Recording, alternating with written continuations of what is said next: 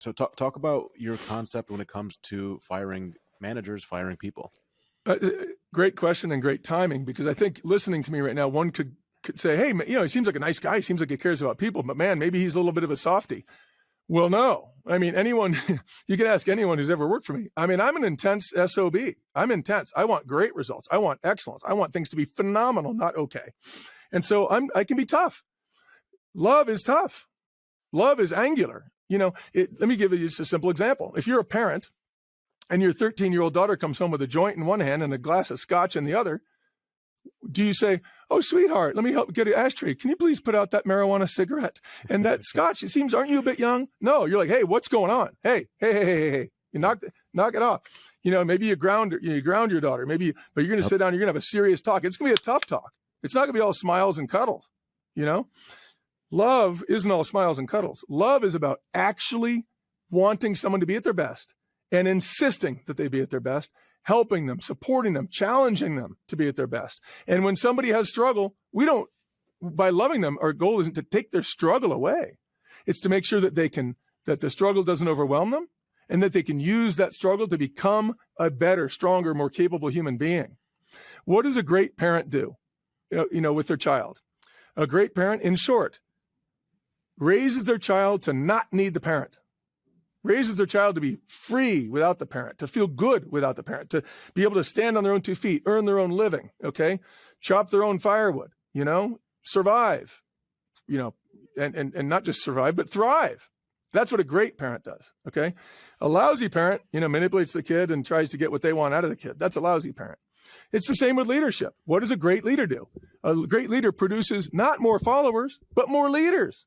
A great leader helps other people be incredible at their best. The great leader will help the people working for them to not need that leader at all, but yet will probably still want to work alongside that leader for the very reason that that leader keeps promoting their well-being, promoting their growth, promoting their betterment.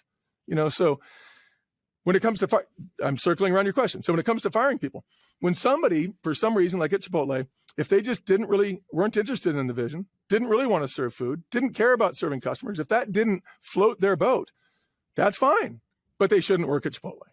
If someone was a leader who couldn't become a leader, but instead was managing and manipulating and just couldn't get rid of the habit of manipulating people, threatening people, trying to be a big boss in charge, trying to be a badass, whatever you want to call it, trying to be a tough son of a bitch. I don't mean tough son of a bitch in the right way. There's a right way to be a tough son of a bitch. But I mean just trying to be powerful and keep the power, right? Bad leaders, that is to say, they're not leaders, they're managers. But bad managers try to keep power, build power, gain more power. Hey, knowledge is power. I'm keeping the knowledge. Need to know basis. I'm going to tell you only what you need to know, all that stuff. If you've got a leader like that, if you've got a manager like that who can't become a leader, you got to let him go. Now, by letting them go, is it mean to fire someone? No, it's a gift to fire someone. Because when someone isn't able to perform in any job, whether it's Chipotle or whether it's an employee of the United States government or whether it's our president of the United States or anybody, if they're not able to do a job effectively and in a way that helps others be better, they shouldn't be in that job. By removing them from that job, you are setting them free to go do something that they can be passionate about, that they can do very well, that they can excel in. But by keeping them in a job where they're failing and failing and failing, you're only promoting their continued failure, their continued stagnation. So we need to look at removing people from a job. You do it in a loving way. You don't do it in a nasty way. You don't surprise them with it. You let them know, hey, this isn't working. You got to change. You give them a chance to get better.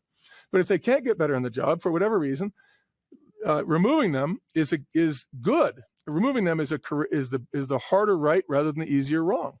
Removing them helps them go find something where they can be great, and you can put someone better in that job who will now lead the people and help the people in the company be at their best. So I had to fire lots of people, Mir, loads, when I first went to Chipotle. I had to fire lots of very high-level executives. I didn't like it. It was no fun. I don't like firing people. It hurts. But what hurts even more is leaving the wrong person in a position and affecting tens or hundreds or even thousands of people negatively because you didn't have the courage to make sure that they had an excellent leader in place. Yeah, that's powerful. And I think that also relates back to your differential between management and leadership. It goes back to, again, that managers, might embark fear, and leadership is the empathy and the kindness that you talk about. Yeah. And I've got kind of a simple, maybe overly simplistic definition of manager and leader. Manager is someone who gets others to do what they want. Managing is getting others to do what you want. Leadership is getting others to do what they want that helps them be at their best. So management is about getting someone to do what you want them to do. Leadership is about getting someone to do what they want to do in furtherance of your mission. So you have to show where the two visions overlap. Hey, I'm trying to accomplish this, but Mir, by doing something that's great for you, you'll help me accomplish together. We're going to move up together. We're going to grow together. We're going to build something together. It's going to make you a better person. It's going to make you feel fulfilled, and you're going to grow, and it's simultaneously going to help this business, which will help others.